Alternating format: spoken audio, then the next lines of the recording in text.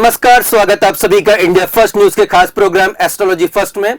दोस्तों, आपके काफी ईमेल्स हमें प्राप्त हुए हैं और दर्शक जो हमारे अब ये जानना चाहते हैं कि आखिर सनातन धर्म, जिसे हम हिंदू धर्म अब बोलने लगे हैं, वो क्या सिर्फ भारतवर्ष या अखंड भारत तक ही क्या सीमित था? विश्व के अलग अलग जो देशों में मौजूदा समय में क्या इसके प्रमाण मिलते हैं कि सबसे पहला और सबसे मूल धर्म सनातन धर्म ही था? हम चाहे बात करें यूरोप की, हम बात करें चाहे अरब की, हम बात करें चाहे उत्तर पूर्वी देशों की, चीन की, इंडोनेशिया की, क्या यहां भी सनातन धर्म के प्रमाण मिलते हैं? और अगर हम कहते हैं कि सनातन धर्म ही सब धर्मों की मां है, सब धर्म यहीं से निकले हैं, अगर हम ये कहते हैं कि सनातन धर्म विश्व का इकलौता और एकमात्र धर्म था, तो इसके क्या कुछ प्रमाण आज के दौर में देखने को मिलते हैं? यह भी यहां जानना जरूरी है कि आखिर इतना सब होने के बाद सनातन धर्म के जो प्रमाण हो कैसे नष्ट किया गया। इन तमाम पहलू पर हम चर्चा करेंगे, लेकिन सबसे पहले हम शुरुआत करना चाहेंगे कि आखिर सनातन धर्म की जो प्रमाण है वो कहां कहां मिलते हैं। हम कोशिश करेंगे रिसर्च के जरिए आपको बताने की, और एक बार फिर इन तमाम रिसर्च को लेकर हमारे साथ मौजूद हैं आचार्य राजेश जी। आचार्य जी, आपका बहुत बहुत स्वागत है। धन्यवाद। आचार्य जी, सनातन धर्म अगर विश्व का एकमात्र इकलौता धर्म था, पूरे विश्व व्यापी था, एक ही धर्म पूरे विश्व में था मौजूद, तो फिर इसके प्रमाण कहाँ कहाँ मिलते हैं और इस पर इतनी चर्चा क्यों नहीं हो पाती? इस पे आशुष मैं आपको एक श्लोक बताता हूँ, उसके माध्यम से मुझे आपकी इस बात को शुरू करूँगा तो सही रहेगा जी। इसमें वायु पुराण का एक श्लोक है, उसमें 31, 37, 38 इसके वो श्लोक संख्या है, उसमें दिया हुआ है, सप्तदीप परिक्रांतम जम्बू दीपम निशोधत अग्रीद्र ज्येष्ठ दायांदम कन्यापुत्रम महाबलम प्रियवतो अविश्यत्तम जम्बूर्दीपेश्रम नृपम तस्य पुत्रा बभुरिहि प्रजापति सोजसः ज्येष्ठ नाभिरित ख्यात तस्य किम्बोरुज अनुज है। अर्थात इसका मतलब ये है कि मेक्सिको, अमेरिका, कजाकिस्तान, तुर्किस्तान, उज्बेकिस्तान, किर्गिस्तान, तुर्की, सीरिया, इराक, स्पेन, इंडोनेशिया, चीन आदि सभी जगह हिंदू धर्म के साक्ष्य पाए गए। और ये जो है जम्बूद्वीप जिसको हम बोलते हैं, जम्बूद्वीप पूरा एरिया ही जम्बूद्वीप आता था। हम बात करते हैं जम्बूद्वीप भरतखंड है, तो भरतखंड मतलब भारत उसका अंश आता है। तो इस तरीके से जम्बूद्वीप के 9 हिस्से किए गए, तो 9 हिस्से की हम पूजन कराते हैं। जब कोई हमारा कर्मकांड चलता है तो जम्बूद्वीप पे उस खंड का नाम लिया जाता है। चीन आएगा उसके खंड का बोलेंगे, भारत आएगा उसके खंड का बोलेंगे। इस प्रकार से 9 खंडों में इसको बांटा गया है। तो इसके जो सबूतों की यदि हम बात करें तो ये तो मेरे वायु पुराण से बनवाए, जो आज भी प्रमाणिक है कि 5000 साल पुराना ईसा से है ये पुराण जी। तो उसका ही एक उल्लेख इसमें किया है। दूसरा आपको मैं बताऊँ, सिंधु घाटी की सभ्यता। सिंधु घाटी की सभ्यता आपकी 3000 साल से 5000 साल पुरानी सभ्यता है जी। सिंधु घाटी सभ्यता में आपको बेल का चिन्ह मिला है, सूर्य के चिन्ह मिले हैं, भगवान के चिन्ह मिले हैं, नंदी मिला है, शिवलिंग मिला है। तो ये भी एक जो भारतीय संस्कृति जिसको हम पूजा जाता है हमारे यहाँ, वो प्राप्त हुए हैं। इंडोनेशिया की यदि हम बात करें तो इंडोनेशिया तो आज भी, वहाँ आप जाओ कभी घूमने इंडोनेशिया, तो वहाँ के लोगों से बात करना तो अभी भी हिंदू धर्म को मानते हैं, अभी भी गीता और रामायण को पढ़ते हैं। जबकि विश्व का सबसे बड़ा वो इस्लामिक मुल्क है इंडोनेशिया। आप जाओगे तो आपको मिलेगा वहाँ पर किस तरह के, मतलब काफी वहाँ पे मंदिर भी पाए गए, काफी मंदिर भी है, और वहाँ आज रामायण होती है, रामलीला होती है, कृष्ण लीलाएं वहाँ पर होती हैं। और आप जाओ, आपको यहाँ जितनी अच्छी सुंदर मूर्तियां नहीं मिलती, उससे अच्छी मूर्ति वहाँ पर मिलती है। लकड़ी की काष्ठ की भगवान राम सीता की इतनी बढ़िया बढ़िया मूर्ति मिलती हैं। आप जाओगे देखकर आश्चर्य होगा। आप एयरपोर्ट से घुसते ही आपको भगवान शेषनाग विराजे हुए दिख जाएंगे आपको शेष के ऊपर। तो आपकी शुरुआत ही वहीं से होगी कि कुछ था। अब वो लोग बोलते हैं हमने आत्मा बेची, धर्म परिवर्तन किया है, पर हम तो आत्मा थोड़ी हमने बेची है। तो वो आज भी कमल की पूजन करते हैं, उनके सिक्कों पे मिल जाएगा। पूजन पाठ की आज भी उनकी पद्धति वैसी है। तो वहाँ आज प्रमाण मिलते हैं और बहुत सारे मंदिर हैं। दूसरा, रावण के समय को हम लें तो रावण के समय में इंडोनेशिया था, मलेशिया था, बर्मा था, साउथ इंडिया था और लंका था। ये रावण के समय का जो रावण का जिसको बोलते राज्य, इन क्षेत्रों में रावण का राज्य था। तो निश्चित रूप से वहाँ भी एक सनातन संस्कृति थी। अब बेटिंगन शहर की यदि बात करें तो वहाँ रोम में एक 6000 साल पुराना, ईसा से 6000 साल पुराना एक शिवलिंग मिला है, जो आज भी रोम के एक संग्रहालय में है। और बेटिंगन जो शहर है, वो उस शहर की रचना आप देखेंगे तो आपको ये क्लियर दिख जाएगा कि इसकी रचना भगवान शिव के लिंग के रूप में है, उसको आप कभी नक्शे पे देखना तो एक बीच में आकार बना हुआ और सीधी सी एक रोड गई हुई है, जो हमारे वास्तुशास्त्र में बहुत महत्वपूर्ण मानी जाती है कि शहर के बीच के हिस्से को खाली रखा जाता है, उसके आसपास रोड बनाई जाती है। तो शहर को ही शिवलिंग नुमा बनाया हुआ शहर है वो। मैंने तो ये भी सुना है कि आचार्य जी वेटिकन का जो शब्द है वो वाटिका से है, बिल्कुल बिल्कुल। हाँ, संस्कृत को ही देखते हैं तो वाटिका से उसकी उत्पत्ति, और वो शहर वैसा ही है, वो जो क्षेत्र बनाया हुआ आप देखोगे तो वो वैसा ही मालूम पड़ेगा। फिर कंबोडिया को देख रहे हैं। कंबोडिया का नाम पहले यशोधपुर नाम था उसका।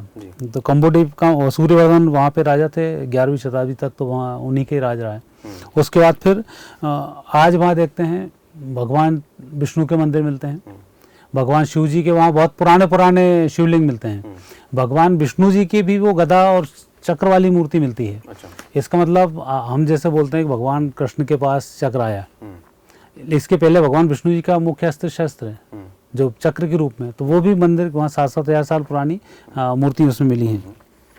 अफ्रीका को देखते हैं, जिसको आज हम बोलते हैं कि बहुत नया शहर है या पुराना था तो कैसे था, वहाँ भी 6,000 साल पुराना शिवलिंग बहुत अच्छी स्थिति में, बहुत अच्छी मीन्स उसमें बिल्कुल भी तोड़फोड़ नहीं और वैसा उनको प्राप्त हुआ है, और वही वहाँ के संग्रहालय में रखा हुआ है।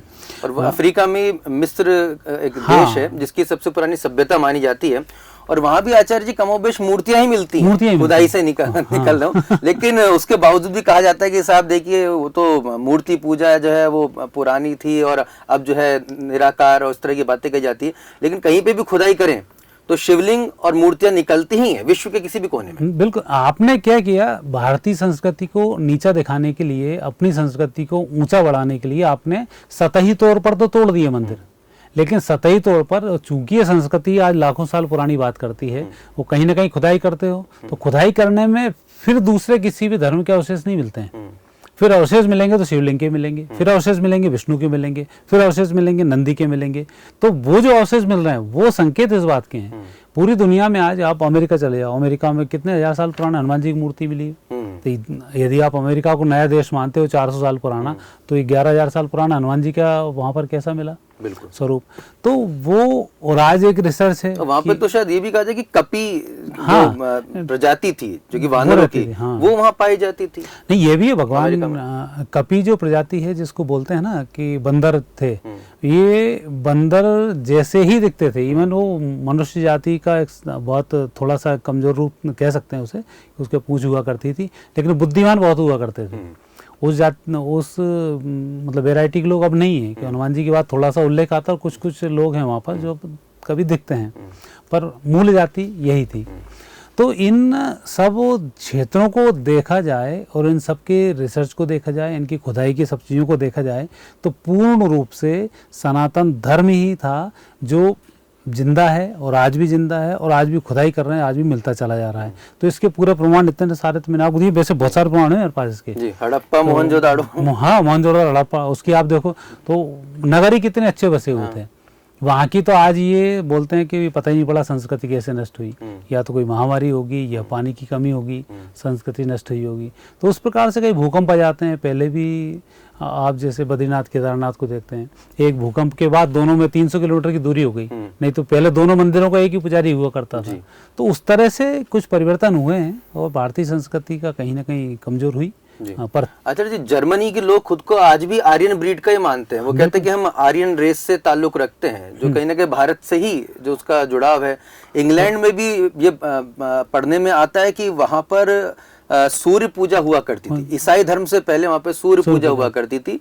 तो हालांकि ये हैरान कर देने वाली बात है दर्शकों कि सनातन धर्म इकलौता ऐसा धर्म है जो सभी धर्मों का मूल आधार है, और सनातन धर्म को ही समय समय पर नष्ट किया गया और उसके मंदिरों को, उनके प्रमाणों को तोड़ा गया पूरे विश्व भर में तोड़ा गया।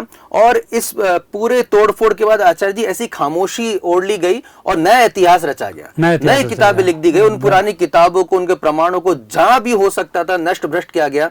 और जिन देशों की अब तक हम बात करते रहे, अब तक तो सिर्फ भारतीय उपमहाद्वीप की चर्चा की जाती रही कि साहब पाकिस्तान, अफगानिस्तान में भी हिंदू धर्म था, बांग्लादेश में हिंदू धर्म था, इंडोनेशिया, कंबोडिया, लेकिन आज आचार्य जी ने अपनी रिसर्च में बताया कि भैया ये सिर्फ भारतीय उपमहाद्वीप नहीं, बल्कि अरब की हम बात करें, यूरोप की हम बात करें, रशिया की बात करें। आचार्य जी, मुझे याद है आपने चाइना का भी बताया था, चीन का कि प्राग ज्योतिषपुर के नाम से जाना जाता था। मतलब अभी कुछ समय 700-800 साल पहले तक 7 साल पहले रशिया 1100 साल पहले वहाँ अग्नि की पूजन होती थी। आज ही ईसाई लोग जो कैंडल जलाते हैं, कैंडल क्या है, ये आपके यहाँ का दीपक है, क्योंकि वहाँ घी बहुतायत में नहीं होने के कारण उन्होंने कैंडल का निर्माण कर लिया, पर अग्नि पूजा है वो।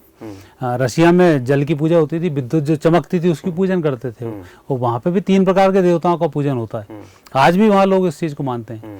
तो ये सारे संकेत ही ये हैं कि भारतीय संस्कृति हर जगह है, सनातन संस्कृति है, और उसी के रूप में ही पूजन की जाती है। कोई अग्नि की पूजन करके उसने अपना अलग धर्म रख लिया, किसी ने कुछ करके अलग रख लिया, पर आखिरकार सनातन ही है और वापस सनातन ही होना है। जैसा शुभारंभ होता है वैसे ही समापन होता है। तो अब जो शुरुआत होगी वो भी इस तरह से ही होगी, और भारतीय संस्कृति जिस तरह से फैलती जा रही है तो वो संकेत निश्चित रूप से साफ है कि सनातन थी और सनातन रहेगी।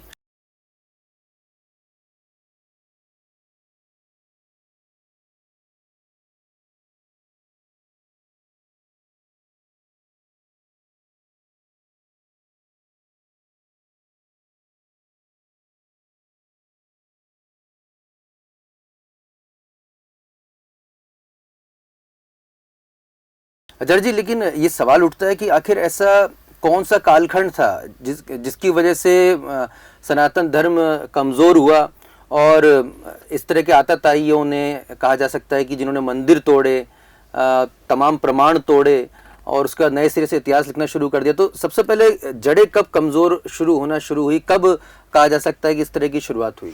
इसकी शुरुआत में सबसे ज़्यादा विभीषिका जो घटी वो महाभारत कालीन थी।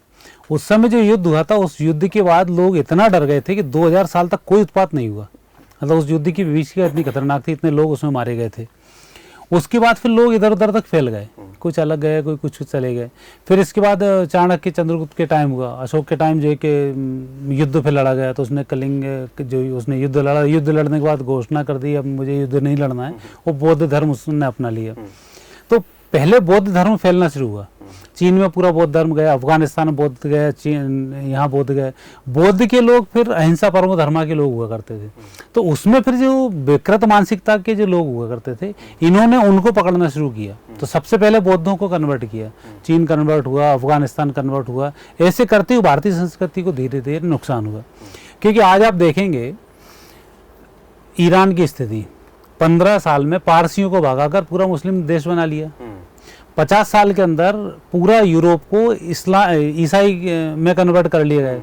लेकिन भारत के ऊपर हजारों साल इन मलेच्छों का शासन रहा। और दूर क्यों जाए आचार्य जी, पाकिस्तान जैसा हमारा ही जो भारत का हिस्सा हुआ करता था 70 साल पहले तक, जो हिंदुस्तान का हिस्सा हुआ करता था, अब इस्लामिक मुल्क है। इस्लामिक मुल्क। बांग्लादेश हमारा हिस्सा हुआ करता था, वो इस्लामिक मुल्क है। 70 साल में, ज्यादा पुरानी बात नहीं है। बिल्कुल। तो ये जो स्थिति है ये ऐसी बनाई गई स्थिति है। कि आप ये कहना चाह रहे हैं कि महाभारत काल में जब इतना बड़ा विश्व युद्ध हुआ तो तमाम जो योद्धा थे जो कि मारे गए थे, उसके बाद सब लोग अपने अपने, क्योंकि विश्व युद्ध था, सब लोग जितने लोग थे उसमें जाहिर सी बात है जो अपंग रहे होंगे या युद्ध में हिस्सा नहीं ले पाए होंगे या जो जैसे भी बच गए होंगे, तो उसमें कई ऐसे कुटिल भी होंगे जो युद्ध में भाग ही नहीं लिया होगा उन्होंने, और वो पूरे विश्व में अलग अलग जगह फैल गए। लेकिन काफी समय तक युद्ध नहीं हुआ, और धीरे धीरे जब संत और ऋषि मुनि जब वहां पे नहीं रहे, तो धीरे धीरे इस तरह की जो घटनाएं थी उन्होंने सोचा कि भैया कोई है ही नहीं, धर्म प्रचार है कि नहीं है, धर्म नहीं है। तो इस तरह की अब घटनाएं जो है शुरू हो गई, और अपने अपने स्तर पर लोगों ने अपने अपने धर्म बना लिए, और देश काल परिस्थिति के अनुसार उन्होंने धर्म बना लिए, उनके अपने नियम बना लिए। जो परिस्थिति में उनका पानी नहीं है तो कपड़े ज्यादा नहीं धोना है, वहाँ खजूर फेमस है तो उन्होंने खजूर को मुख्य फल बना लिया। साउथ में नारियल बहुत होता है, उन्होंने नारियल लेकिन पूजा पद्धति उस वक्त भी वही रही, आज भी पिछले कुछ बस 1000-1500 साल का अगर हम देखें इतिहास, उस वक्त फिर उसके बाद उसको जो पद्धतियों को एक धर्म या मजहब या क्रिश्चियनिटी कह लीजिए, इस्लाम में कह लीजिए, उसमें उसको नहीं, उसको भी आप नहीं कह सकते। अच्छा। आज यदि हम काबा की बात करें, आप क्या पूजन करने जाते हो? वहाँ परिक्रमा आप करते ही हो, आप वस्त्र लपेट कर परिक्रमा करते हो। ये भारतीय भगवान शिव की पूजन का तरीका नहीं है क्या? आप महाकाल की आरती करने जाओ, सुबह आपको गमछा दिया जाएगा जो बिना सिला कपड़ा होगा, उसको आप लपेटोगे और भगवान शिव की परिक्रमा करोगे, वहाँ पूजन करते हो। वही पूजन पद्धति वहाँ पर है। कृष्णजी के किसी भी मिशनरी के उसमें चले जाओ, आप चर्च के अंदर, चर्च में आप जाके प्रेयर करते हो तो बुत परस्ती इसको बोलते हो, तो आप एक पर्टिकुलर जगह जाके पूजन तो कर रहे हो ना आप। हमने हनुमान जी के रूप में कर लिया, आपने मंदिर के रूप में कर लिया, आपने मस्जिद के रूप में कर लिया, पर परिस्थिति तो वही है ना। तो वो संस्कार आपसे नहीं जा सकता कहीं पे भी, आप उसको परिवर्तित कर सकते हो। तो वो सनातन संस्कृति के ही हिस्से हैं। यदि उनकी पूजन पद्धति को आप देखोगे तो भारतीय सनातन संस्कृति के अंदर वो पूजन पद्धति आपको मिल जाएगी, क्योंकि हमारे यहाँ किसी व्यक्ति को रोका नहीं गया है। भगवान ने गीता में खुद बोला है कि आप किसी भी मार्ग से मुझे भजो, यदि मुझे आप शत्रु के रूप में भजोगे तो भी मैं आपको मिल जाऊंगा, प्रेम से भजोगे तो भी मिल जाऊंगा, प्रेमी के रूप में भजोगे तो भी मिल जाऊंगा, निराकार में भजोगे तो भी मिल जाऊंगा, साकार में भजोगे तो भी मिल जाऊंगा, पंच तत्वों में भजोगे तो भी मिल जाऊंगा। मैं हर जगह उपस्थित हूँ, कैसे भी तुम मेरी पूजन करोगे मैं तुम्हें मिल जाऊंगा। विकृति बस ये आ गई कि हर धर्म में अपने आप को श्रेष्ठ बता के दूसरे धर्म के ऊपर आक्रमण करना शुरू कर दिया। और वहाँ जो हमारी सज्जनता थी कि अहिंसा परमो धर्म, उसमें हमें कहीं ना कहीं से एक क्षति पहुंचाई गई। लेकिन आज फिर वापस जो परिस्थिति बन रही है वह विज्ञान चूंकि डेवलप हुआ है, तो विज्ञान ने इसी संस्कृति को स्वीकार किया है। आज विज्ञान में जितने प्रमाण मिल रहे हैं सब भारतीय संस्कृति की सत्यता के मिल रहे हैं। आज रिसेंटली कोरोना चल रहा है, हाथ जोड़ना सिखा दिया, जबकि हम पहले बोलते थे जब आप दोनों हाथ जोड़ोगे तो आपके अंदर ऊर्जा आएगी और किसी व्यक्ति के सामने नतमस्तक होगे तो गुस्से वाला व्यक्ति भी शांत हो जाएगा। तो प्रणाम करने का इतना बड़ा अधिकार है।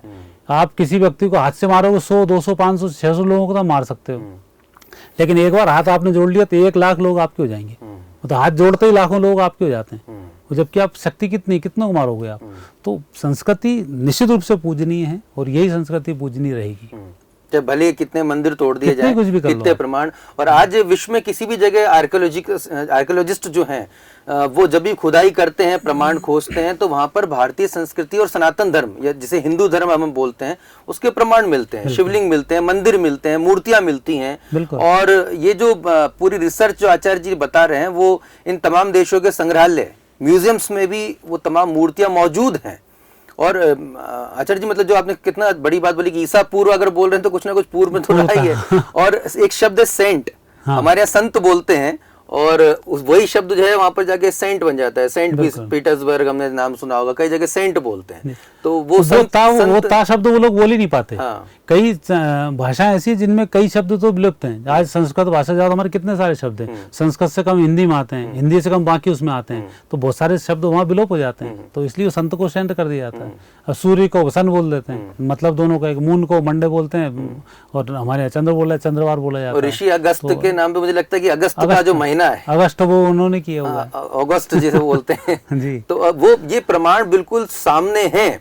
लेकिन हमारी जो कहा जा सकता है ये पॉलिटिकल मूवमेंट बना, और पॉलिटिकल मूवमेंट की वजह से कहीं ना कहीं ये दूसरे देशों पे कब्जा करने की जो रणनीति रही विश्व युद्ध के दौरान और उससे पहले और उससे भी पहले, जब तमाम जो एक दूसरे के ऊपर आक्रमणकारी नीति आई, तो धर्म को आधार बना के एक दूसरे पर हमला किया जाने लगा। और यही वजह रही कि उसके बाद इतिहास को नष्ट भ्रष्ट कर दिया गया।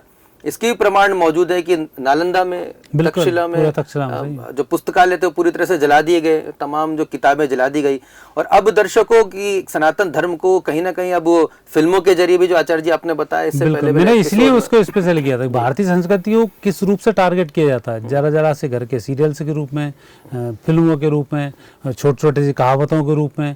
लेकिन अब पर है ये कि आज वो वापस जिंदा हो रही, सबसे बड़ी बात है। इस प्रोग्राम का मकसद हमारा ये कतई नहीं है कि भाई जो दूसरे धर्म में है, मजहब हैं, ये समुदाय हैं, वो अपना धर्म छोड़ के सनातन संस्कृति को अपना ले। ये उनका निजी राय हो सकती है, निजी फैसला हो सकता है। हम यहाँ पे धर्म का ये प्रचार नहीं करें, लेकिन हमारी अप्रोच इस बार ये रही कि एक हिस्टोरिकल आपके पास फैक्ट्स हम लेकर आए कि कितने कम समय में अंदर ही सनातन धर्म का हजारों साल पुराना जो इतिहास है उसको कुचलने की कोशिश की गई। इतिहास के जो प्रमाण है उनको नष्ट करने की कोशिश की गई। लेकिन उसके बावजूद भी आज भी विश्व के किसी भी कोने पर अगर आप खुदाई करते हैं तो आपको प्रमाण मिलते हैं सनातन संस्कृति के। अगर आप साइंटिफिकली, अगर आप अपने भाषा के अगर आप रिसर्च करने जाते हैं तो मूल आधार संस्कृत भाषा ही निकलती है विश्व के किसी भी भाषा की। और अगर हम विश्व के किसी भी हिस्से में किसी भी रेस की हम बात करें, किसी भी जाति की हम बात करें और उसके डीएनए में अगर हम जाते हैं तो आपको वहां भी सनातन धर्म ही मिलता है। तो ये कहने में डर किस बात का, डर किस बात का, भय किस बात का? सिर्फ इसलिए कि अगर हम ये बोल देंगे तो हमें मार दिया जाएगा, सिर्फ इसलिए कि अगर हम बोल देंगे सत्य को तो हमें कुचल दिया जाएगा। अगर हम ऐसा सोचेंगे, ऐसा सत्य बोलने से परहेज करेंगे, तो निश्चित तौर पर भारतवर्ष में का भी इतिहास बदलते देर नहीं लगेगी। और जो भी सभ्यता अपने सत्य से जी चुराती है, मुंह चुराती है, तो उसे फिर किसी प्रकार से रहने का अधिकार नहीं है। हमारी कोशिश यहाँ पर यह है कि सर्वधर्म सद्भाव की हमारी जो भावना है उसको हम जरूर हम यहाँ पर प्रणाम करते हैं। साथ ही साथ जो हकीकत है, सच्चाई है, उसको मैं प्रमाण आपके सामने रखने की एक छोटी सी हमने कोशिश की है। उम्मीद है आपको हमारे ये प्रयास पसंद आएगा और सभी की भावनाओं को हम प्रणाम करते हुए फिलहाल इस एपिसोड को यहीं पे विराम दे रहे हैं। आपके सुझाव और आपके ईमेल्स का हमें इंतजार रहेगा। बहुत बहुत शुक्रिया। नमस्कार। मुद्दों पर सीधी बात, आक्रामक अंदाज, आकर्षक ग्राफिक्स, पब्लिक की आवाज। सोशल मीडिया न्यूज में सबसे भरोसेमंद नाम, इंडिया फर्स्ट न्यूज। अंतर्राष्ट्रीय सर्च इंजन गूगल ने भी सराहा। लाखों दर्शकों की बना आवाज, इंडिया फर्स्ट न्यूज। सभी दर्शकों का बहुत बहुत शुक्रिया। Subscribe now. India first news, mission for the nation.